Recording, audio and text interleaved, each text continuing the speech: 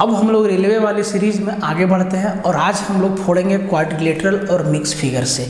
Quadrilateral और mix figure से triangle और सर्कल मैंने आपको बताया। तो भाई क्वाड्रिलेटरल से आपका बहुत सवाल नहीं बनेगा, आपका जो टफ सवाल बनेगा ना वो हमेशा मिक्स फिगर से बनेगा। मिक्स फिगर से क्वाड्रिलेटरल में आपको पढ़ना क्या क्या है, अब आप समझिए आपको पहले पढ़ना क्या है।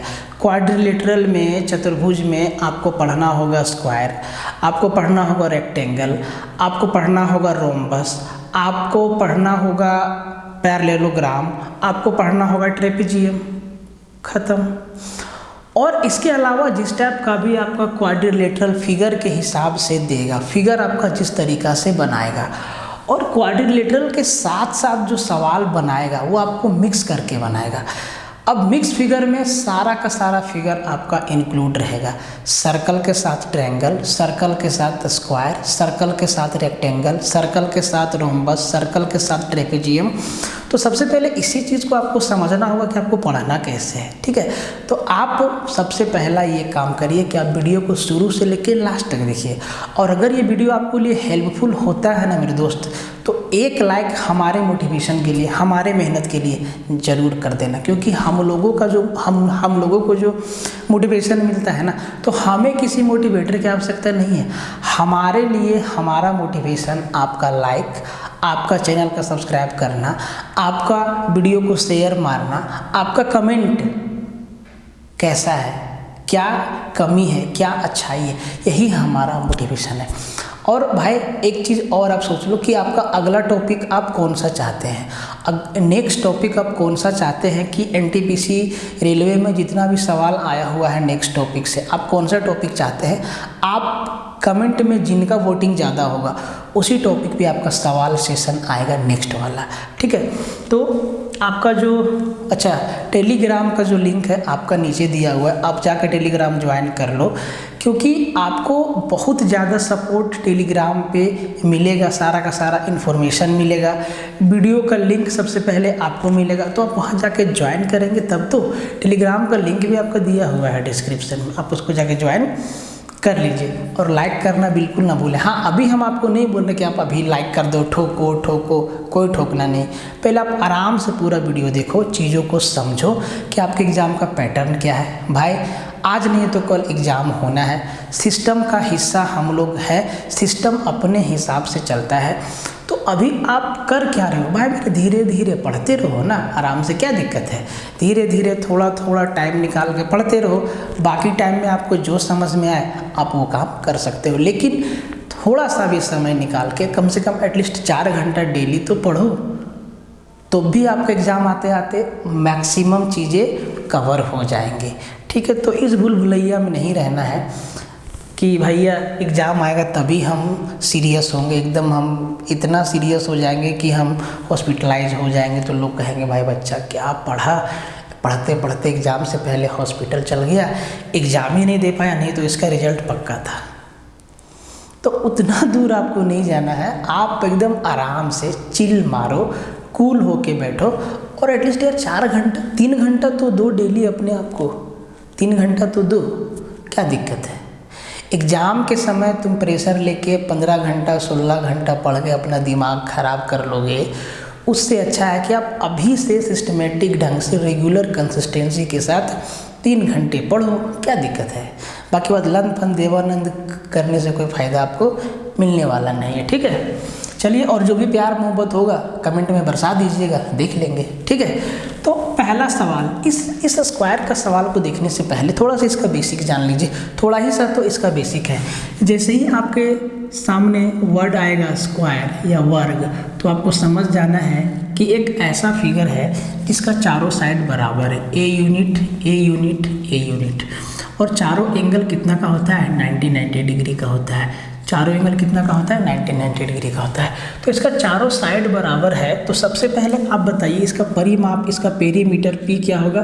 कहें कि सर जब भी आपसे पेरीमीटर पूछेगा फिगर का, तो आपको बाउंड्री का लेंथ जोड़ देना है, बाउंड्री का लंबाई आपको बता देना है। तो 4 बाउंड्री है, चारों का लेंथ बराबर a plus a plus a plus a कितना हो जाएगा, दैट इज 4a। अब इसका एरिया आपसे पूछेगा, तो एरिया क्या होता है, लंबाई गुना चौड़ाई, लंबाई भी आपका बराबर है और चौड़ाई, लंबाई चौड़ाई दोनों आपस में बराबर है, तो उसका एरिया आप निकाल सकते हैं a गुना ए स्क्वायर, या आप हिंदी में लिख लीजिए भुजा का वर्ग। क्या लिख लेंगे हिंदी में, भुजा का वर्ग। अब डायगोनल, इसका डायगोनल भी होगा, इसका विकर्ण भी होगा। भैया आप कोना कोनी को मिला दीजिए, एक स्क्वायर में 2 डायगोनल बनेगा, एक यहाँ से यहाँ और एक यहाँ से यहाँ, दोनों डायगोनल का लेंथ आपस में बराबर होगा, ठीक है। तो इसका डायगोनल क्या होगा, आप देखिए जैसे ही हम स्क्वायर में एक डायगोनल खींचते हैं तो आप देखिएगा कि ये स्क्वायर हमारा 2 ट्रायंगल में बट गया, एक ये ट्रायंगल एक ये ट्रायंगल, और ये दोनों ट्रायंगल में देखिएगा कि एक एंगल 90 डिग्री, एक एंगल 90 डिग्री का है। तो अगर ट्रायंगल का एक एंगल 90 डिग्री का है, इसका मतलब ट्रायंगल कैसा है, राइट एंगल ट्रायंगल है, समकोण त्रिभुज है, और समकोण त्रिभुज का अगर 2 साइड आपका दिया हुआ है, और आपको ये भी मालूम है कि 90 डिग्री के सामने जो होता है वो होता है हाइपोटेनस, क्या होता है, कर्ण होता है। तो कर्ण क्या होता है, इन दोनों कर्ण जो होता है, कर्ण का वर्ग बराबर होता है इन दोनों भुजाओं के वर्गों का योग। तो जब इसको सॉल्व करते हैं ना, तो ये साइड मेरा क्या आता है, √2a, क्या आता है, √2a। तो इसका डायगोनल क्या हो जाएगा, अब बोलेंगे सर इसका डायगोनल हो जाएगा, इसका डायगोनल हो जाएगा √2a। अब एक तो मैंने आपको एरिया निकालने का तरीका ये बताया कि भैया इसका भुजा का स्क्वायर। दूसरा तरीका ये है कि अगर आपको डायगोनल दे दे ना, अगर आपको विकर्ण दे दे, तो आप सीधा डायगोनल का स्क्वायर को 2 से डिवाइड कर दीजिए, तब भी आपका एरिया निकल जाएगा। तो भैया डायगोनल का स्क्वायर डिवाइड बाय 2, यही आपको 3-4 चीज़ याद रखना है स्क्वायर में, बाकी बात सवाल आपका सॉल्व हो जाएगा, ठीक है। तो देखिए पहला सवाल देखिए, कहता है कि उस वर्ग का क्षेत्रफल ज्ञात करिए, उस वर्ग का क्षेत्रफल ज्ञात करिए, किस वर्ग का, उस वर्ग का जिसका विकर्ण, जिसका डायगोनल 2.6 मीटर है, 2.6 मीटर है। भाई एक बात और समझो, ये मैंने इस सेशन में, ये जो हमारा सेशन चल रहा है, आप देख रहे हैं कि हम लोग इसमें आपके रेलवे में जो भी सवाल आया है मेंसुरेशन का 2D से, उसको हम लोग कर रहे हैं। तो क्या ये सवाल सिर्फ रेलवे के लिए है, क्या ये SSC के लिए नहीं है, क्या ये कोई भी स्टेट PCS एग्ज़ाम के लिए नहीं है, लाइक झारखंड, बिहार, यूपी, कहीं भी कोई भी स्टेट में अगर 1 डे एग्ज़ाम आता है और उसमें मैथ्स है, और मैथ्स के सिलेबस में अगर मेंसुरेशन है, तो भैया इन्हीं तो फिगर तो आपको यही सब रहना है, और सवाल का पैटर्न भी यही सब रहेगा, डाटा वहाँ चेंज हो जाएगा। तो ऐसा नहीं कि सिर्फ रेलवे वालों के लिए है। भाई अभी क्या हो गया ना कि लोग अभी लिखा हुआ देखते हैं कि अगर हमें रेलवे का एग्ज़ाम देना है, तो भाई वीडियो में लिखा होना चाहिए रेलवे के लिए स्पेशल, SSC के लिए स्पेशल। तो ऐसा नहीं होता है। मैथ्स मतलब आप एक बार ऐसा पढ़िए कि हर एक एग्ज़ाम का मैथ्स को फोड़ दीजिए, ऐसा कोई एग्ज़ाम ओरिएंटेड नहीं होता है चीज़ें, ठीक है। मेंसुरेशन कोई भी एग्ज़ाम में आता है तो यही सब सवाल आता है, वहाँ डाटा छोटा बड़ा हो सकता है, सवाल छोटा बड़ा हो सकता है, लेकिन किसी भी एग्ज़ाम में अगर वर्ग का क्षेत्रफल बोलेगा तो यही फॉर्मूला लगेगा, और वहाँ आसमान से कोई टपक के नया फॉर्मूला नहीं आने वाला, ये आपको ध्यान देना है, ठीक है। तो कहता है कि वर्ग का जो विकर्ण है वो 2.6 मीटर है। तो कहता है कि इस स्क्वायर का एरिया क्या है। देखिए अब आपका डायगोनल दिया है, तो हम डायगोनल से भी तो एरिया निकाल सकते हैं, डायगोनल का स्क्वायर डिवाइड बाय 2 और डायगोनल का स्क्वायर डिवाइड बाय 2। तो आपका डायगोनल क्या दिया है, 2.6, तो आप कहेंगे सर एरिया बराबर 2.6 का स्क्वायर डिवाइड बाय 2। अब आप इसको 2.6 मत देखिए, आप इसको सीधा 26 देखिए। तो भाई 26 का स्क्वायर क्या होता है, आप कहेंगे सर 26 का स्क्वायर होता है 676। यहाँ 1 अंक के बाद पॉइंट था, यहाँ 2 अंक के बाद पॉइंट लग जाएगा, और भागा 2 तो कर दिए, 2 तिया 6, 2 तिया 6, 2 8 16, 300 मीटर, 3.38 मीटर स्क्वायर क्या हो जाएगा, इसका एरिया हो जाएगा।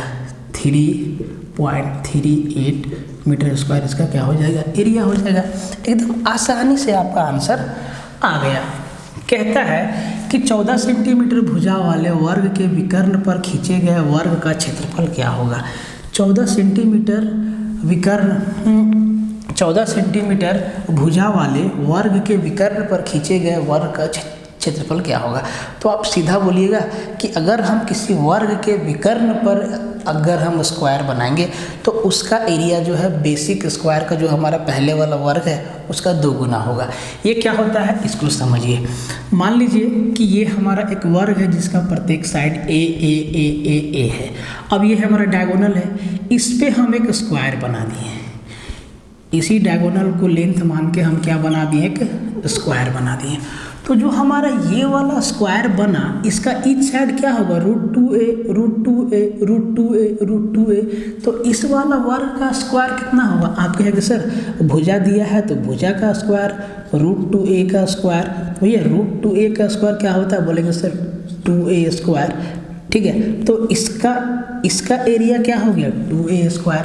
अब जो हमारा बेसिक वर्ग है जो काला वाला मार्कर से बना है उसका एरिया क्या होगा। आप कहेंगे सर इसका ईच साइड a है तो इसका एरिया क्या होगा a स्क्वायर। देखिए ये इसका 2 गुना नहीं है, बिल्कुल है। इसी कंसेप्ट का यूज करके ऐसे सवालों को फोड़ना है बिना फिगर बनाए। तो आपको ये चीज़ मालूम चल गया कि अगर हम किसी वर्ग के विकर्ण पे वर्ग बनाते हैं, किसी वर्ग के विकर्ण पे वर्ग बनाते हैं, जैसे कि ये जो हमारा काला रंग का बाउंड्री वाला वर्ग है इसके डायगोनल पे हम एक लाल रंग का बाउंड्री वाला वर्ग बना दिए, तो इसका क्षेत्रफल जो लाल रंग का बाउंड्री वाला है इसका क्षेत्रफल जो काला रंग का बाउंड्री वाला है उसका 2 गुना होगा। क्या होगा, उसका 2 गुना होगा हमेशा। तो अब आप क्या हम इस सवाल को डायरेक्टली नहीं लिख सकते हैं कि अगर हमारा इस वर्ग का क्षेत्रफल क्या होगा, भुजा का स्क्वायर मतलब 14 का स्क्वायर, और 14 का स्क्वायर क्या 196 सेंटीमीटर स्क्वायर, और इसका क्या हो जाएगा 2 गुना हो जाएगा। तो ये सेंटीमीटर स्क्वायर लिख लीजिए, 6 दूना 12, 9 दूना 18 और 1 19, 2 एकम 2 और 1 3, 392 सेंटीमीटर स्क्वायर। एकदम डायरेक्टली आपको बता देना है, ठीक है। अच्छा ये भी आपसे पूछता है कि इस कंडीशन में दोनों वर्ग के क्षेत्रफल का अनुपात क्या होगा। तो भैया एक जो हमारा बेसिक वर्ग है उसका क्षेत्रफल a स्क्वायर और जो वर्ग के विकर्ण पे बना है उसका क्षेत्रफल 2a स्क्वायर। तो यहाँ से a स्क्वायर कैंसिल, 1:2। ये भी तो बताता है कि इसका 2 गुना है, ये बताता है कि नहीं बताता है, 1:2। तो ये चीज़ ना आपको समझ में आना चाहिए, ठीक है। आगे सवाल पे बढ़ते हैं, ठीक है। देखिए इससे ज़्यादा आपको स्क्वायर का कंसेप्ट नहीं पढ़ाना है, ठीक है, और इससे ज़्यादा है भी नहीं जो आपके एग्जाम में आता है। हाँ ये होगा कि भाई स्क्वायर के अंदर सर्कल डाल देगा, सर्कल के अंदर ट्रेंगल डाल देगा, ट्रेंगल के अंदर रेक्टेंगल डाल देगा, ऐसे करके सवाल को टफ बना देगा मिक्स फिगर में। लेकिन सिर्फ स्क्वायर से अगर टफ बनाना है तो एक ही तरीका है कि वो बड़ा बड़ा डाटा दे देगा, तभी थोड़ा सा परेशानी आपको होगी, अदरवाइज परेशानी नहीं होगी। तो ये भी हो गया। अब आइए सबसे पहले इस वाले सवाल पर। कहता है कि एक वर्ग की परिधि 64 सेंटीमीटर है।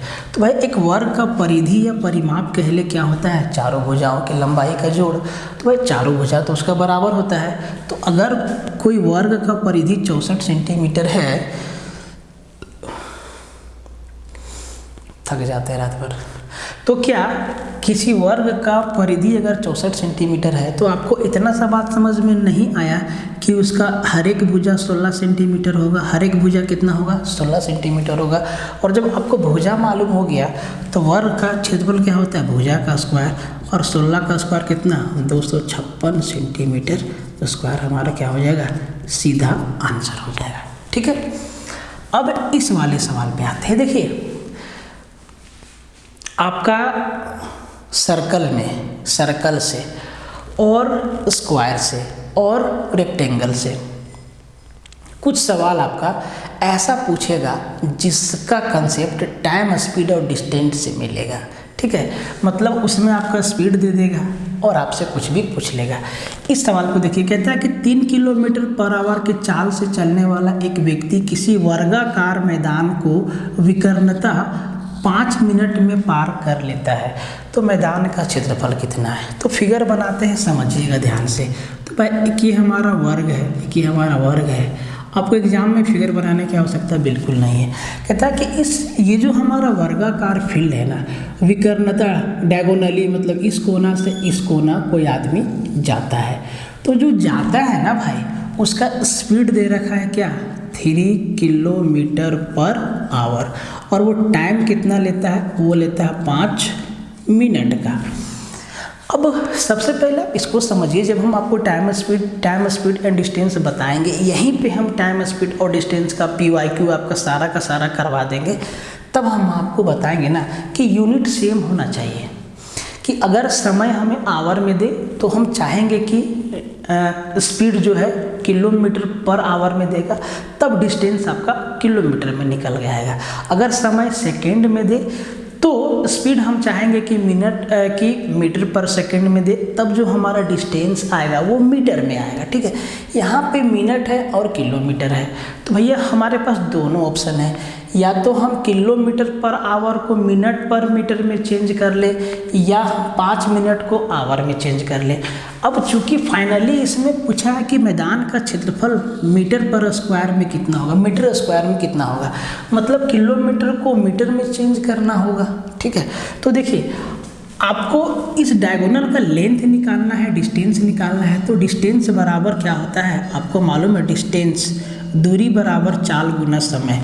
तो चाल हमारा क्या है, 3 किलोमीटर पर आवर, और समय हमारा क्या 5 मिनट, तो इसको आवर में चेंज कर देंगे, 60 से भागा देंगे।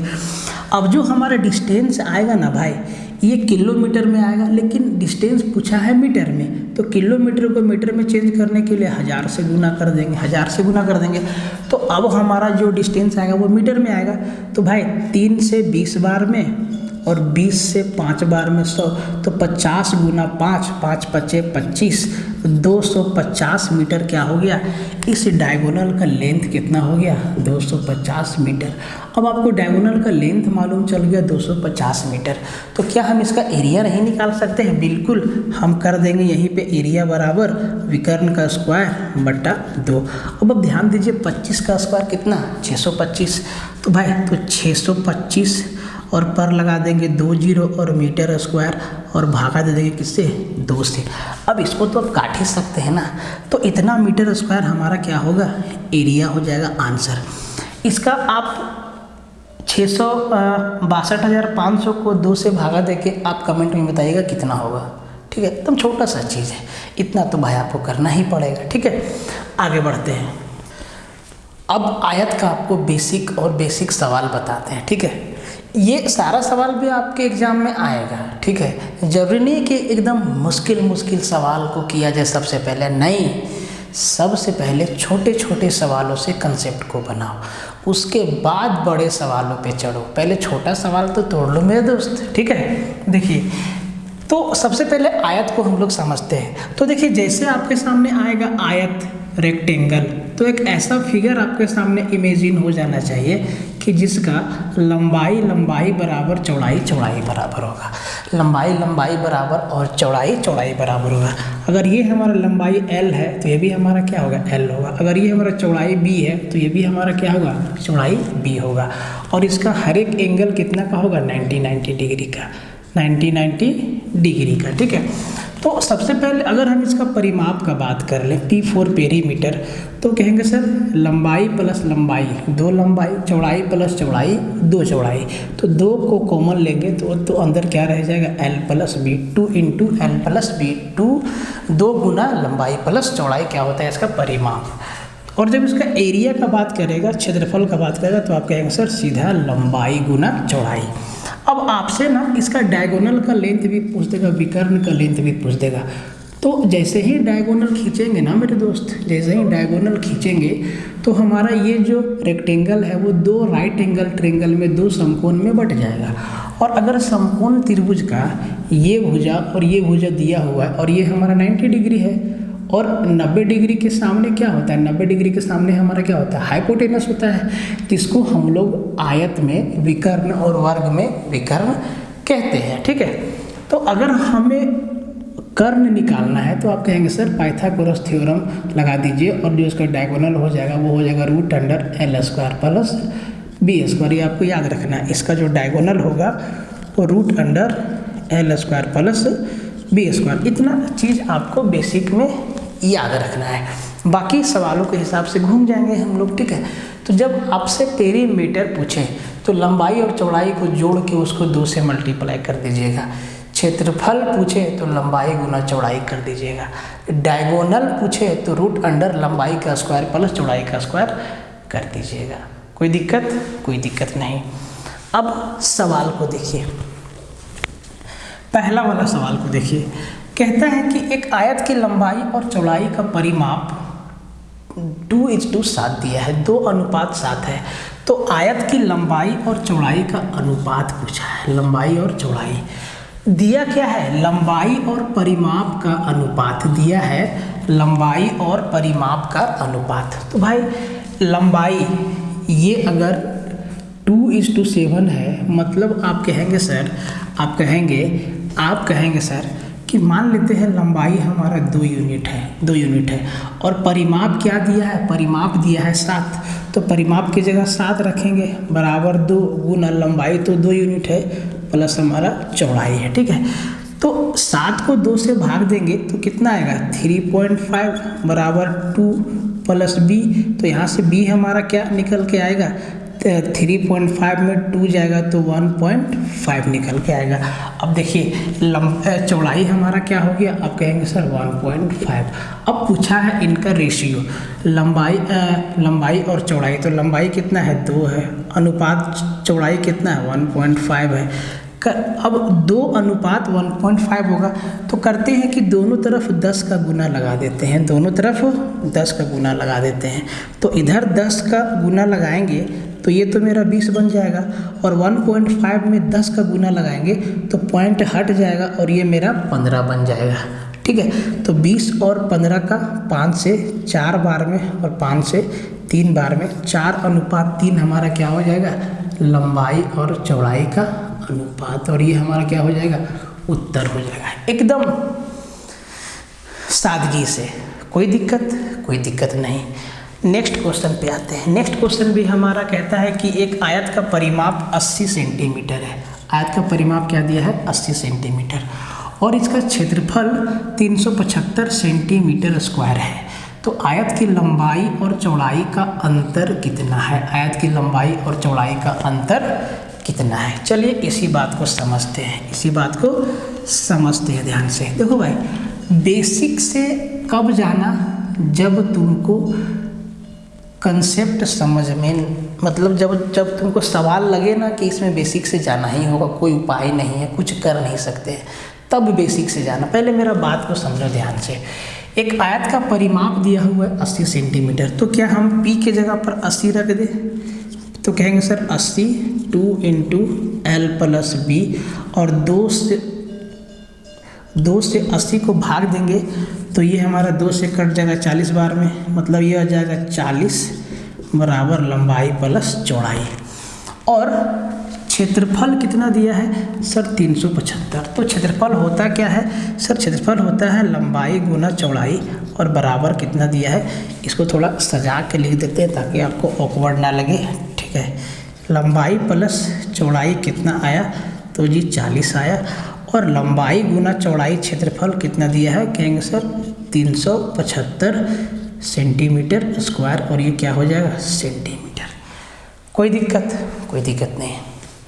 अगर इस सवाल को करना है तो आपको बेसिक से जाना पड़ेगा, मतलब इसको a + b के होल स्क्वायर में लेके जाना पड़ेगा, और फिर a - b का होल स्क्वायर करना पड़ेगा, ठीक है। तो उतना दूर आपको नहीं जाना है। आप एक बात समझिए, ठीक है। आप थोड़ा सा डाटा बढ़ाइए कि लंबाई और चौड़ाई का जोड़ कितना है? 40, और लंबाई और चौड़ाई का गुना कितना है? तो कहेंगे सर 375। अगर हम 375 का 2 फैक्टर तोड़ें, 375 को 2 फैक्टर में तोड़ें, जिसका जोड़ कितना आ जाए? 40 आ जाए, और गुना तो भाई 375 होगा ही। तो आप जब इसको तोड़ेंगे तो आपको देखिए, इन सब चीज़ों को तोड़ने में टेबल आपका बहुत मदद करेगा। अगर आपको पहाड़ा याद नहीं है तो आपको दिक्कत होगा, ठीक है। तो जब आपको टेबल याद रहेगा तो आप देखेंगे कि हम 375 को 25 गुना 15 लिख सकते हैं। अब देखिए लास्ट में क्या 5 है, मेरा कंसेप्ट को समझिए। 5 है तो 5 का गुना कौन देगा? 5 का गुना 5 देगा। 5 गुना 5, 5 गुना 5 क्या हमेशा 5 देगा। मतलब इसको 5 के ही फैक्टर में तोड़ना पड़ेगा। तो क्या हम इसको 25 गुना 15 नहीं लिख सकते हैं? और 25 गुना 15 375 होता है। और 40 को हम 25 प्लस 15 लिख सकते हैं। अब देखिए 25 और 15 40 हुआ और 25 गुना 15 375 हुआ। इसका मतलब ये है लंबाई 25 है और चौड़ाई 15 है। लंबाई 25 है और चौड़ाई 15 है। इनका अंतर पूछा है तो 25 में 15 जाएगा तो कितना 10 बचेगा। इसका मतलब जो लंबाई और चौड़ाई का अंतर है वो 10 सेंटीमीटर है। और ये इसका क्या हो गया? आंसर हो गया। देखिए ऐसे तोड़ना बहुत ज़रूरी है सवाल को, नहीं तो अगर ये कब आएगा, ये प्रैक्टिस से आएगा। ठीक है, ऐसा नहीं कि हमको ये सब पहले से आता था, नहीं, ये सब चीज़ें प्रैक्टिस। आप जब प्रैक्टिस में भाई इतना दम है ना, आप इतना नया नया चीज़ सीखोगे, आप इतना नया नया तरीका जानोगे कि आपको मास्टर भी नहीं बताया होगा वो सब चीज़। उस लेवल का प्रैक्टिस करो, मज़ा आ जाएगा। ठीक है, अगला वाला सवाल पे आते हैं। तो ये जो हमारा सवाल है कहता है कि एक आयत की लंबाई 16 सेंटीमीटर है। यदि उसका विकर्ण का लंबाई 20 सेंटीमीटर है तो आयत की चौड़ाई क्या है? देखिए ये जो हमारा डायगोनल है ना, डायगोनल का लेंथ दे दिया है। डायगोनल का लेंथ ये वाला दे दिया है हमको, ये वाला डायगोनल दे दिया है।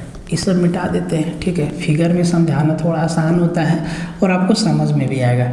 तो ये 90 डिग्री है। ठीक है, डायगोनल का लेंथ दे दिया है 20 सेंटीमीटर। ठीक है, और आयत का लंबाई, ये लंबाई दे दिया है 16 सेंटीमीटर।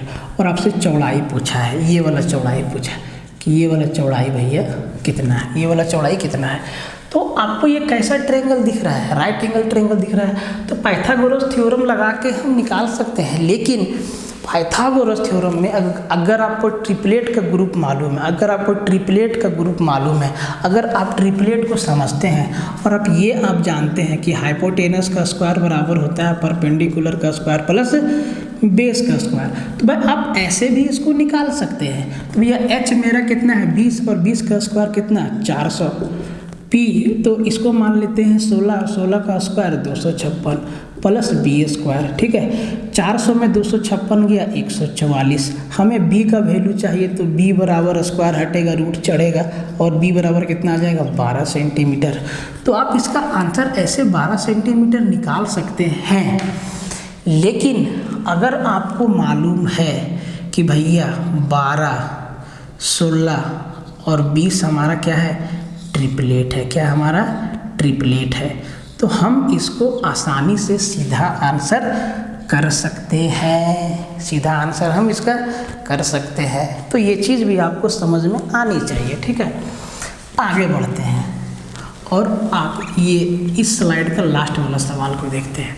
कहता है मेरे भाई, कहता है ये तो हो गया। कहता है कि एक आयत की चौड़ाई इसकी लंबाई की 4 गुना है। देखो लंबाई मतलब सबसे बड़ा नहीं होता है, चौड़ाई भी लंबाई से बड़ा हो सकता है। ठीक है, तो बात को समझिएगा। कहता है कि आयत का चौड़ाई जो है लंबाई का 4 गुना है। आप किसी को चौड़ाई, आप किसी को लंबाई मान सकते हैं। ज़रूरी नहीं है कि सर अगर ऐसे आयत बना है तो हम इसी को लंबाई मानेंगे। नहीं, हम इसको चौड़ाई मान लें, हम इसको लंबाई मान लें, क्या दिक्कत है? कोई दिक्कत नहीं है। आप किसी को लंबाई, किसी को चौड़ाई मान सकते हैं। तो बोलता है कि आयत का जो चौड़ाई है ना मेरे भाई, वो इसका लंबाई का 4 गुना है। लंबाई का 4 गुना है। तो अगर लंबाई x है तो चौड़ाई कितना होगा 4x होगा। और कहता है अगर आयत का क्षेत्रफल 1764 सेंटीमीटर स्क्वायर है, कितना 1764 सेंटीमीटर स्क्वायर है, तो आयत की चौड़ाई कितना है। ठीक है, ये हमारा लंबाई है और ये हमारा चौड़ाई है।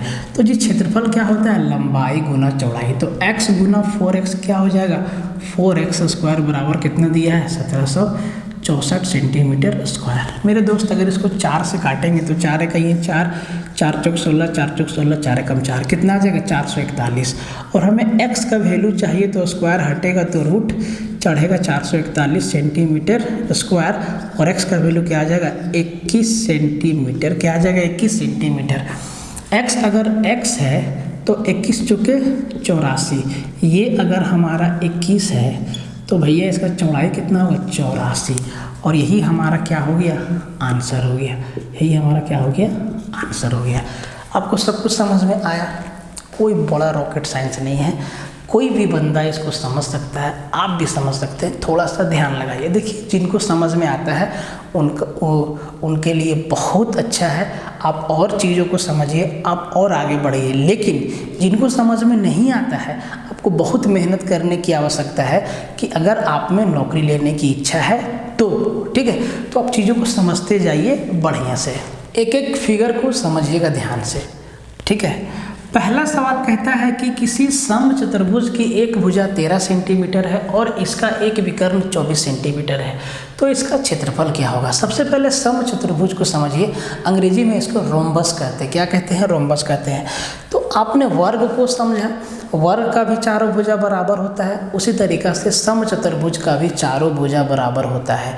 वर्ग का भी चारों कोण बराबर होता है, लेकिन समचतुर्भुज का चारों कोण बराबर नहीं होता है। वर्ग का दोनों विकर्ण, दोनों डायगोनल बराबर होता है, लेकिन समचतुर्भुज का दोनों विकर्ण बराबर नहीं होता है। यही बेसिक अंतर है स्क्वायर और रोम्बस में, ठीक है। तो भाई रोम्बस स्क्वायर का ईच एंगल कितना का 90 डिग्री का होता है, लेकिन रोम्बस का प्रत्येक को 90 डिग्री का नहीं होता है। मतलब एक स्क्वायर को थोड़ा सा चपटा कर देंगे ना तो वो रोम्बस बन जाएगा, ठीक है, ध्यान दीजिए।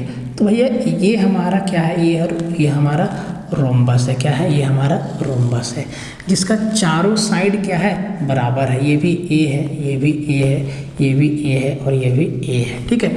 इसमें 2 डायगोनल होगा और दोनों डायगोनल का लेंथ अलग अलग होगा, ठीक है। तो एक को मानते हैं D1, इसको माने D1 और इसको माने D2। दोनों डायगोनल का लेंथ बराबर नहीं होगा, दोनों डायगोनल का लेंथ बराबर नहीं होगा। लेकिन दोनों डायगोनल जब एक दूसरे को काटता है ना मेरे भाई, दोनों डायगोनल जब एक दूसरे को काटेगा ना तो हर तरफ जब काटेगा तो ये समकोण पे काटेगा। कितना पे? समकोण पे। मतलब हर तरफ 90 डिग्री 90 डिग्री 90 डिग्री का एंगल बनेगा। यहाँ भी 90 डिग्री, यहाँ भी 90 डिग्री, यहाँ भी 90 और यहाँ भी 90, एक दूसरे को समकोण पर काटते हैं। और जहाँ पे डायगोनल काटते हैं ना वहाँ से इसको मिटा देते हैं, ठीक है। वहाँ से दोनों तरफ के डायगोनल का लेंथ बराबर, मतलब यहाँ से ये टुकड़ा और ये टुकड़ा बराबर और ये दोनों टुकड़ा आपस में बराबर होता है, ठीक है। ये बात आप समझ गए।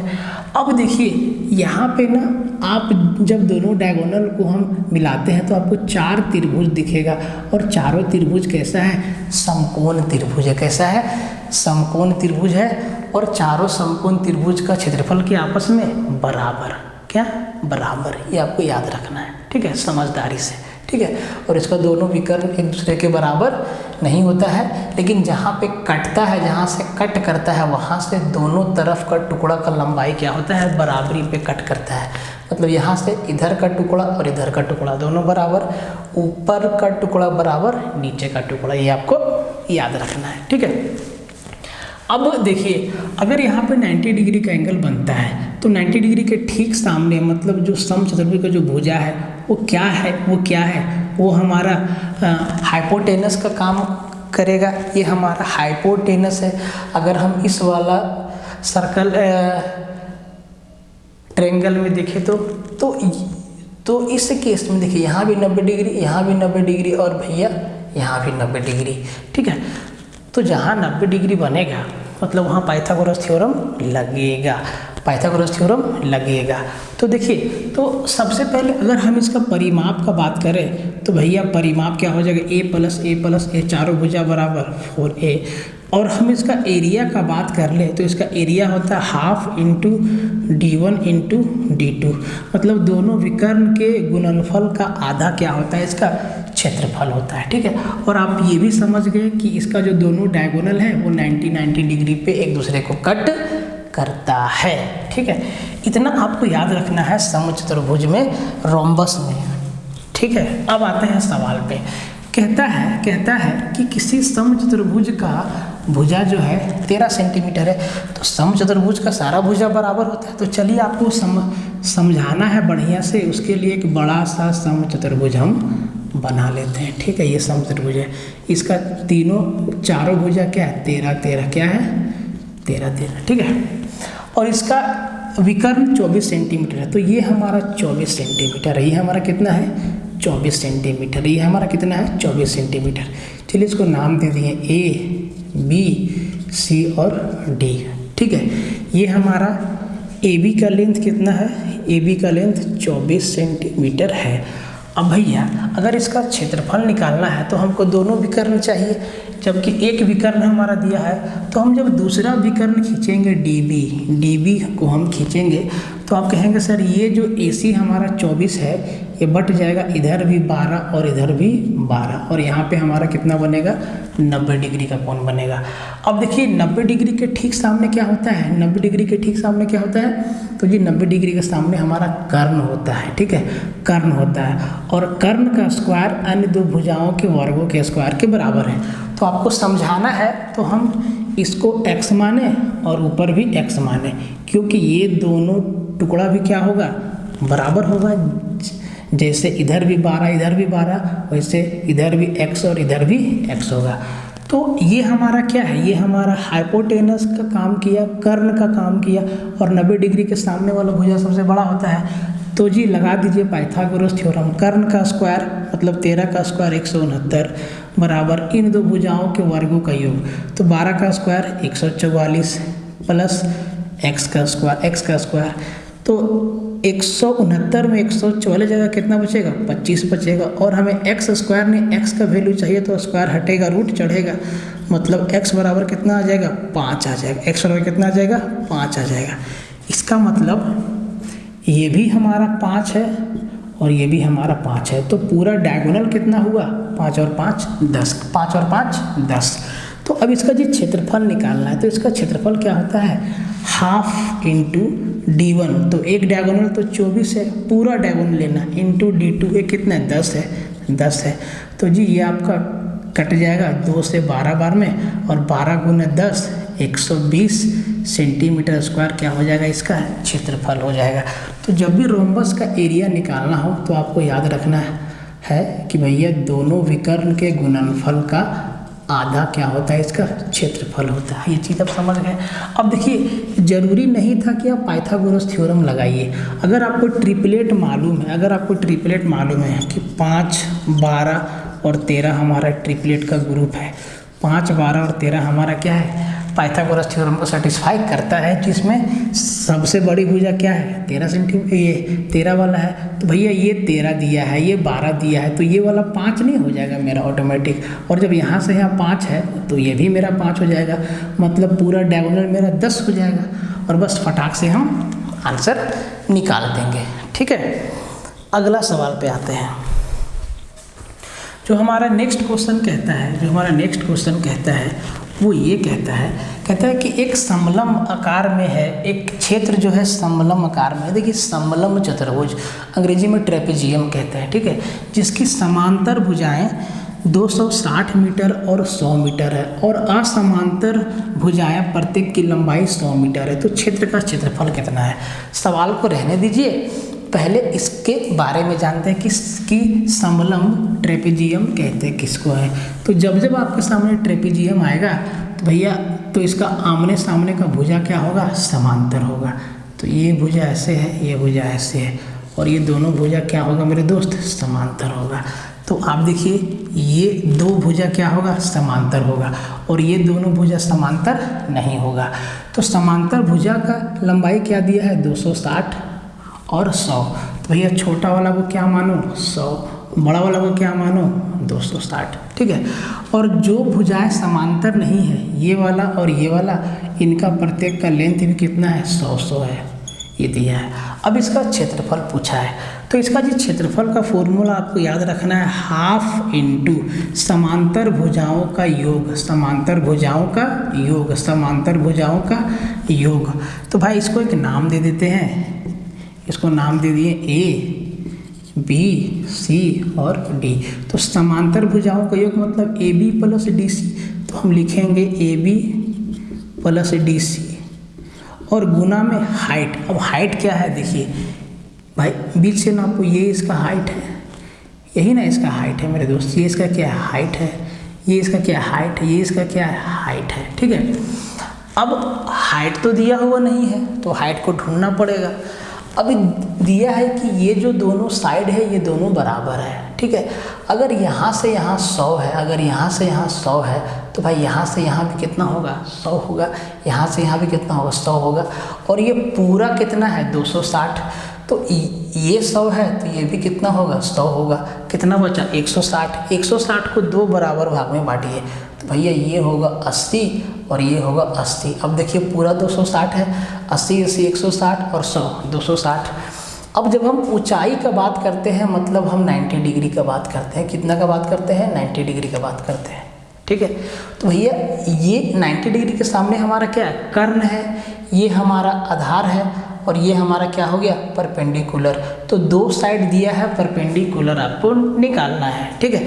तो पाइथागोरस थ्योरम भी आप लगा सकते हैं, लेकिन आपको ये चीज़ मालूम होना चाहिए सर, क्या मालूम होना चाहिए, ये मालूम होना चाहिए आपको गुरुजी कि जो है 60 80 और 100 हमारा क्या है ट्रिपलेट है। ये कहाँ से आया तो जी 6 8 और 10 हमारा क्या है ट्रिपलेट है।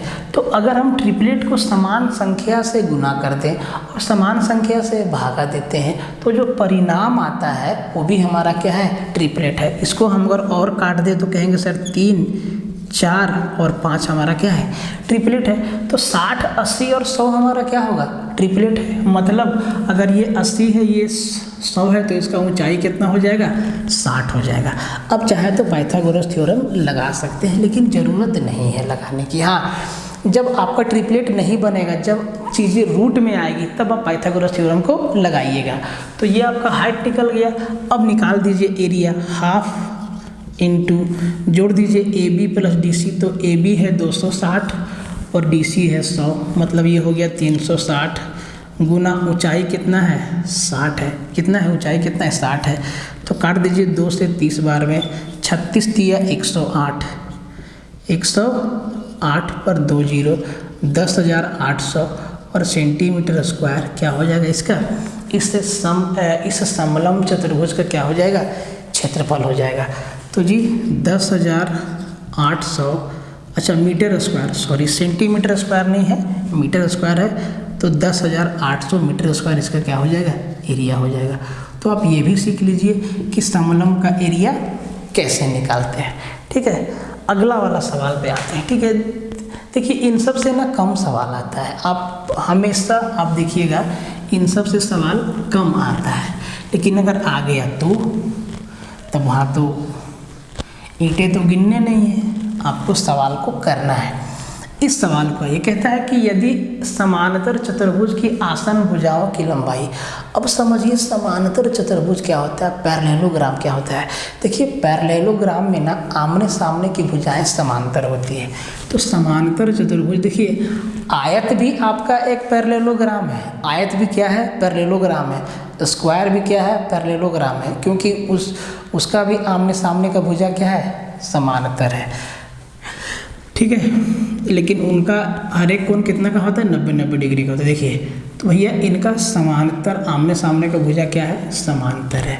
तो भाई ये दोनों भुजाएं क्या है समांतर है और ये दोनों भुजा क्या है समांतर है। मतलब अगर हम इसको नाम दे दें आपको समझाने के लिए ए बी सी और डी, तो आप कहेंगे सर ए बी पैरेलल है डी सी का और ए डी पैरेलल है बी सी का। तो इसका जो एरिया होता है ना, इसका एरिया बराबर होता है बेस गुना हाइट, बेस गुना हाइट। आप किसी को भी बेस मान सकते हैं।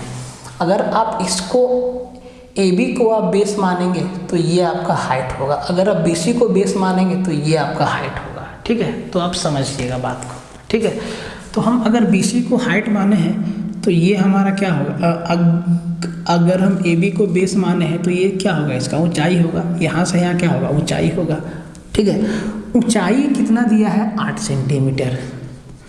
और आसन भुजा एडजेसेंट एंगल, एडजेसेंट साइड मतलब ये साइड और ये साइड, या ये साइड और ये साइड, जो दोनों साइड मिलके एक कोण बना दे, देखो वो क्या है, आसन भुजा है। ठीक है, तो आसन भुजाओं का लंबाई 60 और 40 दिया है। ठीक है, तो ये हमारा 60 है और ये हमारा छोटा वाला कितना है, 40 है। तो जी इसका एरिया कितना हो जाएगा, बोलेंगे सर 60 सेंटीमीटर गुना 8 सेंटीमीटर, तो 8 छक्के 48, 480 सेंटीमीटर स्क्वायर क्या हो जाएगा, इसका एरिया हो जाएगा। क्या हो जाएगा, इसका एरिया हो जाएगा। अब यहाँ पे एक चीज़ और समझिए, तो भैया ऐसे ऐसे तो ऊंचाई 8 सेंटीमीटर है, लेकिन भाई अगर हम ऊंचाई ऐसे नाप दे तो, अगर हम ऊंचाई यहाँ से यहाँ नाप दे तो भैया ऐसे वाला ऊंचाई अलग हो जाएगा, ये वाला ऊंचाई का लंबाई मेरा ज़्यादा होगा। तो देखिए इस समानांतर चतुर्भुज का क्षेत्रफल तो वही रहेगा, चाहे हम इधर से निकालें या इधर से निकालें। तब समझिए अगर ऊंचाई निकालना है, अगर बोलेगा कि इन दोनों भुजाओं के बीच कितना दूरी है, इन दोनों भुजाओं के बीच कितना ऊंचाई है। ठीक है, इधर से अगर हम समानांतर चतुर्भुज का ऊंचाई देखें, हाइट देखें, तब आपको देखिए क्षेत्रफल मालूम हो गया, क्षेत्रफल मालूम हो गया, क्षेत्रफल कितना मालूम हो गया, 480। तो तब तो भैया क्षेत्रफल का फॉर्मूला तो यही होगा, बेस इंटू हाइट। तो भाई इसको हम माने h, ये वाला हाइट मेरा क्या h है, और हम अब की इसको बेस माने तो भैया क्षेत्रफल हमारा कितना है, कहेंगे सर 480 है, बराबर बेस हम किसको माने हैं 40, और h हमारा क्या है, हाइट है। क्या हमारा हाइट है, तो 4 से 0 और 4 से 12 बार में, तो इस कंडीशन में हमारा हाइट कितना हो गया, 12 सेंटीमीटर। इस कंडीशन में हाइट कितना हो गया, 12 सेंटीमीटर। तो अब देखिए दोनों तरीका आपको आना चाहिए। अब आप दोनों ही तरीका से क्षेत्रफल देखिए बराबर होगा। अगर इसको आधार माने तो ये हमारा ऊंचाई 60 गुने 8, 8 छक्के 48, 480। अगर अब इसको आधार माने तो ये हमारा हाइट हो गया 12, तो 12 चौके 48, 480 दोनों तरफ से बराबर आया। ठीक है, तो ये चीज़ भी आपको आना चाहिए। तो देखिए इंडिविजुअली फिगर वाइज हम सारा फिगर आपको करवा दिए। अब बातें चलेगी मिक्स में, मिक्स से भी सवाल आपको करना आना चाहिए। ठीक है, चलो कोई देखिए एकदम ध्यान से देखिएगा, मिक्स वाला सवाल में आपको कंसेप्ट लगाना होगा, कैलकुलेशन भी करना होगा, तेज सब कुछ करना होगा। ठीक है, कैलकुलेशन भी होगा ज़्यादा। ये तो खैर फिर भी आसान सवाल है, बहुत सारे सवाल मिक्स है जो कि टफ बनते हैं, मुश्किल बनते हैं, तो उन पे ना आपको तगड़े तरीक़ा से काम करना होगा। देखिए इस सवाल को देखिए, और भाई मेरे दोस्त अगर आपको इस वीडियो से हेल्प मिलता है, आपको समझ में आता है, आपको पसंद आता है, आप इससे कुछ सीखते हैं, तो आप एक बार लाइक, सब्सक्राइब, शेयर, कमेंट जितना टाइप का चीज़ होता है सब कर लीजिएगा, कर दीजिएगा। और आपको किस टॉपिक पे चाहिए वीडियो आप हमें बताइए ना, हम देंगे आपको वीडियो। आपको कौन सा टॉपिक समझ में नहीं आता है, आपको मैथ्स का कौन सा चैप्टर टफ लगता है, आप बताइए, वीडियो आपको हम देंगे। इसी यूट्यूब पे, इसी फोकस स्टडी विद अभी पे आपको सारा का सारा वीडियो मिलेगा, आप याद रखिएगा।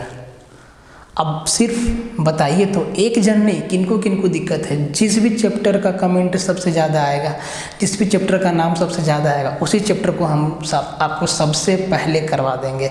और ऐसा नहीं कि हम बाकियों को छोड़ देंगे, धीरे धीरे सब पे आएंगे। आप देखिएगा सब सारा का सारा चैप्टर आपको पढ़ा देंगे यहीं पे बिना पैसा का, आपको कहीं 1 रुपया खर्च करने की आवश्यकता नहीं है। और आपको समझ में ना आए तब आप हमको बोलिएगा, लेकिन उससे पहले एक बार खुद को जज कर लीजिएगा कि आप कितना टाइम दे रहे हैं, आप किस तरीक़ा से चीज़ों को समझ रहे हैं। ठीक है, देखिए सवाल कहता है कि एक वृत्ताकार चादर से 42 सेंटीमीटर इंटू 14 सेंटीमीटर माप का, देखिए 42 सेंटीमीटर गुने 14 सेंटीमीटर, ये जो माप बताता है जो गुना में होता है इसको बोलते हैं 42/14, मतलब 42 लंबाई का और 14 चौड़ाई का। 14 चौड़ाई माप का एक चादर को काट लेते हैं, कोई दिक्कत नहीं। वृत्ताकार चादर का क्षेत्रफल कितना है? तो जो हमारा पूरा वृत्ताकार चादर था उसका क्षेत्रफल क्या है? देखिए, समझाने के लिए फिगर बनाना जरूरी है ताकि आपको जल्दी से समझ में आएगा। देखिए, लंबाई चौड़ाई दोनों अलग अलग है, मतलब एक वृत्त से हमें एक आयताकार चादर को काट के निकालना है। अगर आयताकार चादर का क्षेत्रफल पूछता तो ये लंबाई गुना चौड़ाई आपका दिया हुआ है, इसी को मल्टीप्लाई करके आंसर बता देते है कि नहीं। तो एक हमारा ऐसे चादर है, ध्यान से देखिए, ऐसे गोल सा चादर है, एक हमारा वृत्त है और वृत्त के अंदर कहीं ना कहीं सेंटर होगा और इसके से ना एक आयताकार चादर को हम ऐसे काट के निकाल लेते हैं। ठीक है भाई मेरे, इस आयताकार चादर का जो लंबाई है वो 42 है और चौड़ाई कितना है? 14 है। चौड़ाई कितना है? 14 सेंटीमीटर है। अब अगर इस वृत्ताकार चादर का क्षेत्रफल निकालना है तो इसका मतलब इस वृत्त का क्षेत्रफल निकालना है। और वृत्त का क्षेत्रफल आप कब निकाल पाएंगे? जब आपके पास रेडियस रहेगा, जब आपके पास त्रिज्या रहेगा। तो आप ध्यान से देखिए, क्या ये जो हमारा आयत है इसका जो विकर्ण है वही हमारा वृत्त का व्यास नहीं है और ये हमारा सेंटर है। ठीक है, आप समझें, जो हमारा आयत का विकर्ण है वही वृत्त का व्यास है, वृत्त का डायमीटर है। तो भैया आयत का लंबाई और चौड़ाई दिया हुआ है तो इसका डायगोनल या डायमीटर क्या होगा? रूट अंडर लंबाई का स्क्वायर प्लस चौड़ाई का स्क्वायर, लंबाई का स्क्वायर प्लस चौड़ाई का स्क्वायर। अब देखिए, आपको कैलकुलेशन करना भी आना चाहिए। ठीक है, आप जरा ध्यान से देखिए कि 42 को क्या हम 14 गुना 2 नहीं लिख सकते हैं? 14 गुना 2 हम इसको लिख सकते हैं, बिल्कुल लिख सकते हैं। मतलब 14 गुना 3 हम लिख सकते हैं। इसका मतलब इसको हम लिख सकते हैं 14 का स्क्वायर गुना 3 का स्क्वायर, 14 का स्क्वायर गुना 3 का स्क्वायर। तो यहाँ से हम जब 14 का स्क्वायर कॉमन लेंगे, देखिए आपको जैसे समझ में आएगा आप करिएगा, तो अंदर बच जाएगा 3 का स्क्वायर प्लस 1 का स्क्वायर। ठीक है, और 3 का स्क्वायर 9 और 1 का स्क्वायर 1, मतलब 3 का 9 और 1 10 बच जाएगा। मतलब ये जो हमारा 14 का स्क्वायर मतलब 14 गुने 14 से 1 14 बाहर आ जाएगा और अंदर बच जाएगा रूट का 10 सेंटीमीटर। तो ये हमारा क्या हो गया? इसका डायगोनल हो गया या हमारा वृत्त का व्यास हो गया। तो जब हम इसका रेडियस निकालेंगे तो व्यास का आधा लगा देंगे, आधा मतलब 2 सत्ते 14, मतलब जो हमारा रेडियस बनेगा वो 7√10 बनेगा, 7√10 सेंटीमीटर। अब इसका एरिया निकालना है तो एरिया हम आसानी से निकाल देंगे। देखिए, इस सवाल को ना आसान बना दिया, इसको मुश्किल बना सकता था। कैसे? देखिए समझिए, तो जो इसका रेडियस आया वो आया 7/10। इसका जो रेडियस आया वो आया 7√10 सेंटीमीटर। अब इसका हमसे एरिया पूछा है तो एरिया क्या होता है? एरिया होता है πr², और पाई का वैल्यू 22/7 गुना r², मतलब 7√10 गुना 7√10 सेंटीमीटर गुना सेंटीमीटर स्क्वायर। अब देखिए 7 से 7 हमारा निपट गया, √10 गुना √10 कितना? 10 हो गया, और 22 सत्ते 154 हो गया, मतलब और इधर सेंटीमीटर स्क्वायर, तो ये कितना हो गया? 1540 सेंटीमीटर स्क्वायर। अब देखिए, ये सवाल को थोड़ा सा और मुश्किल कैसे बनाता है। जब आपसे पूछ लेता कि चादर काटने के बाद जो ये हमारा भाग बच रहा है, ये वाला भाग, इसका क्षेत्रफल बता दीजिए, इसका क्षेत्रफल बता दीजिए। तब हम लोग करते क्या? पूरा वृत्त का क्षेत्रफल जो ये आया उसमें से आयत के क्षेत्रफल को घटा देते, मतलब तब इस वाला भाग जो हमारा शेष भाग बचता, तब शेष भाग का क्षेत्रफल क्या होता?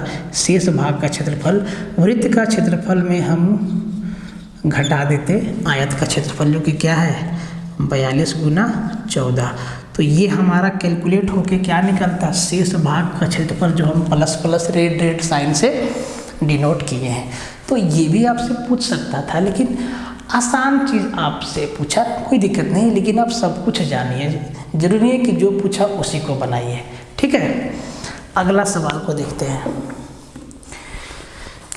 जो हमारा अगला सवाल है, कहता है कि वृत्त का केंद्र L है, वृत्त का केंद्र L दिया हुआ है, और कहता है कि ML और LN पर लंब है। ठीक है, ML और LN पर लंब है, यदि ट्रेंगल MLN का क्षेत्रफल 36 सेंटीमीटर स्क्वायर है तो वृत्त का क्षेत्रफल क्या होगा। सबसे पहले आप फिगर बनाइए सही सही। अब ध्यान दीजिए, ये हमारा एक वृत्त का बात किया है, वृत्त हम बना दिए प्यार से। बोला कि इसका सेंटर L है, बोला L है। बोला कि ML और LN लंब है। देखिए लंब मतलब दोनों रेडियस, ये हमारा M है और ये हमारा N है, ये हमारा N है। ये दोनों क्या है, एक दूसरे पे लंब है, मतलब 90 डिग्री का एंगल बनाता है। तो बोलता है कि ट्रेंगल MLN, देखिए ये हमारा एक ट्रेंगल बना दिया इसको मिला के तो MLN जो है ट्रेंगल है, इसका एरिया दे दिया है 36 सेंटीमीटर स्क्वायर। तो बोला वृत्त का क्षेत्रफल। अब ध्यान दीजिए कि ये भी वृत्त का रेडियस है और ये भी वृत्त का रेडियस है, और LMN कैसा त्रिभुज है, तो समकोण त्रिभुज है, क्योंकि बोला है कि ये दोनों लाइन एक दूसरे पे परपेंडिकुलर है, लंब है, मतलब क्या, इनके बीच 90 डिग्री का एंगल बनेगा। और इस समकोण त्रिभुज का क्षेत्रफल क्या दे दिया है, 36 सेंटीमीटर स्क्वायर। और समकोण त्रिभुज का क्षेत्रफल क्या होता है, half into base into height. तो इसका बेस और हाइट यही दोनों है, क्योंकि 90 के सामने हमारा होता है हाइपोटेनस। तो R इंटू आर क्या हो जाएगा, R इंटू आर, और बराबर क्या दे रखा है, 36 सेंटीमीटर स्क्वायर। देखिए अब आप ध्यान दीजिए, half into base into height क्या दिया है, 36 सेंटीमीटर स्क्वायर। भाई मेरे ये क्या है, अगर हम इसको 2 को उधर ले जाएंगे तो R स्क्वायर बराबर कितना होगा, 36 दूना 72 सेंटीमीटर स्क्वायर। अब देखिए आपको R स्क्वायर को सोल्व करने की आवश्यकता नहीं है, क्योंकि इस वृत्त का क्षेत्रफल क्या होगा, पाई आर स्क्वायर। और यहाँ पे क्या लिखा है, पाई में आपको आंसर देना है, तो भैया पाई और आर स्क्वायर का वैल्यू 72, मतलब 72 पाई सेंटीमीटर स्क्वायर क्या हो जाएगा, इस वृत्त का क्षेत्रफल। कितना अच्छा सवाल पूछा है, कितना शालीनता से सवाल पूछा है। अब कुछ लोग लग जाएंगे, पाई बराबर 22/7 रख देंगे, अब कैलकुलेशन बेफजूल का हो जाएगा, ऑप्शन मैच करेगा नहीं। तो ऑप्शन को देखिएगा, यहाँ पे लिख दिया है पाई में, मतलब पाई को एज इट इज छोड़ देना है। तो इसका आंसर क्या हो जाएगा, 72 पाई सेंटीमीटर स्क्वायर इसका आंसर हो जाएगा। इस वाला सवाल को देखिए, ठीक है, क्या कहता है सवाल, एकदम अच्छा सवाल आपके लिए लाया है कि ताकि आपका कंसेप्ट बिल्कुल मजबूत हो जाएगा। कहता है कि एक षटभुजाकार खेत का क्षेत्रफल, यहाँ पे ना सम लगा दीजिएगा, यहाँ पे सम छूट गया, सम षटभुजाकार मतलब होता है रेगुलर हेक्सागन। ऐसा खेत है जिसका 6 साइड है और 6 साइड क्या है, बराबर है। एक सम षटभुजाकार खेत का क्षेत्रफल 1944√3 मीटर स्क्वायर है। उसके चारों ओर 11.5 रुपया प्रति वर्ग मीटर की दर से बाड़ लगाने का खर्च क्या होगा। तो सबसे पहले रेगुलर हेक्सागन को ही समझिए।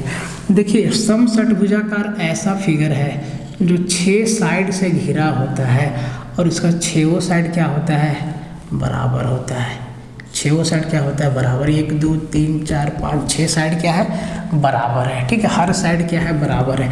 हाथ से छोटा बड़ा बन गया, लेकिन 6 साइड क्या है, इसका बराबर है, आपको ध्यान देना है, ठीक है।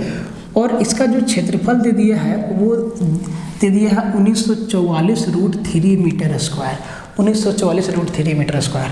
तो देखिए इसका जब आप सेंटर देखिएगा और जब सेंटर से हर वर्टेक्स को मिलाइएगा, हर शीर्ष को मिला दीजिएगा, तो ये जो रेगुलर हेक्सागन होता है ना, सम षटभुज होता है, वो 6 समबाहु त्रिभुज में बट जाता है, 6 समबाहु त्रिभुज में बट जाता है और सबका क्षेत्रफल आपस में क्या है, बराबर। तो भैया इसका ईच साइड क्या है, ए बराबर है। और भैया ये 6 समबाहु त्रिभुज है, इसका मतलब अंदर का भी ए है, ये भी ए है, यहाँ से यहाँ ए है और यहाँ से यहाँ ए है। केंद्र से शीर्ष का दूरी क्या ए है। तो अगर हम एक समबाहु त्रिभुज के क्षेत्रफल में 6 से मल्टीप्लाई कर दें तो पूरा ये रेगुलर हेक्सागन है, इसका एरिया आ जाएगा। तो समबाहु त्रिभुज का क्षेत्रफल क्या होता है √3/4 गुना ए स्क्वायर, और इसको 6 से मल्टीप्लाई कर देंगे और इसका क्षेत्रफल क्या दिया है, 1944√3 मीटर स्क्वायर, यही दिया हुआ है। अब इसको ज़रा प्यार से कटम कुटाई करिए, कटेगा क्या, तो सबसे पहले √3 से √3 को मिटा दीजिए, बिल्कुल ठीक है मेरे दोस्त। और ये कटेगा कटेगा कटेगा कटेगा, किसी न किसी से कटेगा। 6 से 6 तिया 18, 6 तिया 18, 6 दूना 12 और 6 चौके 24। अब देखिए 324, तो 6 कट गया। ए स्क्वायर बराबर, अगर ए स्क्वायर बराबर कितना है 324, देखिए ध्यान से 324 और ये 4 उधर गुना हो जाएगा, तो हमें ए का वैल्यू चाहिए, तो क्या हो जाएगा रूट अंडर, और ये 324 किसका 18 का और 4 के लिए 2, मतलब ए का वैल्यू क्या आ गया 36 सेंटीमीटर। मतलब इसका ईच साइड कितना हो गया 36 36 36 36 36 36। तो भैया अब इस पर बाड़ लगाना है, तो बाड़ इसी एरिया में ना लगाएंगे। अगर तार लगाना है तो इसका हम तार इसका परिमाप पे लगाएंगे। तो भैया तार का जो प्रति मीटर तार का चार्ज है ना, वो 11.5 रुपया पर मीटर का दाम है। तो इसके परिमाप पे तार लगाने का खर्चा क्या होगा, तो सबसे पहले इसका परिमाप क्या होगा, बोलेंगे सर 36 गुना 6। तो भाई इसको मिटा दे कैलकुलेशन को, इसको आप समझ गए। तो इसका परिमाप क्या होगा, बोलेंगे सर 36 गुना 6, और अगर क्या मीटर, और 1 मीटर तार का खर्च कितना है, तो भैया 11.5 रुपया। तो अगर हम इसको 36 गुना 6 कितना 216 होगा, तो 36 गुना 6 216 को अगर हम 11.5 को हम क्या लिख देंगे 23/2, और इसको एक बार काट देंगे तो ये आ जाएगा आपका रुपया में 2 से कट जाएगा 108, ठीक है। मतलब 108 गुना 23 हो जाएगा। अब आप इसको मल्टीप्लाई करने में भी टाइम दीजिएगा नहीं, 108 को 20 से मल्टीप्लाई कर दीजिए, तो 108 गुना 216 पर 1 0 लगा दीजिए, ठीक है। ये हो गया 20 बार, और 3 बार और मल्टीप्लाई करना है, तो 108 तिया 324 जोड़ दीजिए, तो ये 4 और 6 2 8 4 2484 रुपया खर्चा होगा। कितना 2484 रुपया खर्चा होगा चारों साइड तार लगाने में रुपया, और ये हमारा क्या हो जाएगा उत्तर हो जाएगा। ये बात आपको समझ में आया, ठीक है। ये बात अब देखिए एकदम मस्त वाला सवाल था ये, ठीक है। इस सवाल पे आते हैं। कहता है कि 4 सेंटीमीटर त्रिज्या वाले अर्धवृत्त के भीतर बनाए जा सकने वाले विशालतम त्रिभुज का क्षेत्रफल क्या होगा। तो सबसे पहले समझिए, अगर कोई हमारा अर्धवृत्त है, ठीक है, तो भैया ये हमारा एक वृत्त है, ठीक है। वृत्त को ऐसे आधा काट दिए तो ये हमारा क्या हो गया अर्धवृत्त हो गया। और अर्धवृत्त के अंदर जो त्रिभुज बनेगा ना विशालतम, वो हमेशा ऐसे बनेगा, देखिए सबसे बड़ा त्रिभुज, ठीक है। और अर्धवृत्त में जो त्रिभुज बनता है वो हमेशा क्या बनता है समकोण त्रिभुज बनता है, याद रखिए ज्योमेट्री में बताए हैं हम, ठीक है। ये इसका सेंटर है, ये भी रेडियस है, ये भी रेडियस है, और यहाँ से यहाँ मिला देंगे तो ये भी क्या हो जाएगा रेडियस हो जाएगा, क्या हो जाएगा ये भी हमारा रेडियस हो जाएगा। तो भाई अर्धवृत्त का रेडियस कितना दिया हुआ है 4 सेंटीमीटर, मतलब इसका ऊंचाई भी 4, ये भी 4 और भैया ये भी 4, ठीक है। अब बोला है कि इस त्रिभुज का क्षेत्रफल, तो समकोण त्रिभुज का क्षेत्रफल क्या होता है हाफ इंटू बेस, तो बेस कितना है 4 4 8 गुना ऊंचाई भी कितना है 4, तो जी इसको कर दीजिए 2 चौके 8 4 चौके 16 सेंटीमीटर स्क्वायर क्या हो जाएगा, इस त्रिभुज का क्षेत्रफल कितना हो जाएगा 16 सेंटीमीटर स्क्वायर, ठीक है। तो दोस्त हम और सवालों को देखेंगे, और अच्छे सवालों को देखेंगे। आज के लिए यहीं रखते हैं, अगले वीडियो में हम ना और सवालों को देखेंगे, और इसके बाद हम लोग वॉल्यूम में एंट्री कर जाएंगे 3D वाला में, और वहाँ से हर एक क्वेश्चन को हम देखेंगे। सवाल बहुत बेहतरीन होंगे, मैं आपको बताऊंगा भी एकदम बेहतर तरीक़ा से, ताकि आपको सारी की सारी बातें समझ में आए। और भाई वीडियो आपको पसंद आ रही है तो आप लाइक शेयर सब्सक्राइब कमेंट जरूर जितनी सारी चीज़ें होती हैं कर दीजिए, और अगर आपको नहीं पसंद भी आए ना तो आप डिसलाइक भी करिए। ज़रूरी नहीं कि सब कोई लाइक हम ही को देगा, नहीं है, हम कोई भगवान नहीं है। अगर आपको हमारी वीडियो पसंद नहीं आती है तो आप डिसलाइक कर सकते हैं, लेकिन आप कमेंट में ज़रूर लिखिएगा कि कमी क्या है, तभी तो हम अपने आप को सुधारेंगे। नहीं तो हम कैसे सुधारेंगे अपने आप को, हमको कैसे मालूम होगा कि हम कहाँ पे हमसे गलती हुआ है पढ़ाने में, हम आपको समझा पा रहे हैं कि नहीं समझा पा रहे हैं, कहाँ नहीं समझा पा रहे हैं, तभी तो हम अपने आप में सुधार करेंगे, ठीक है। मिलते हैं फिर, तब तक के लिए जय हिंद।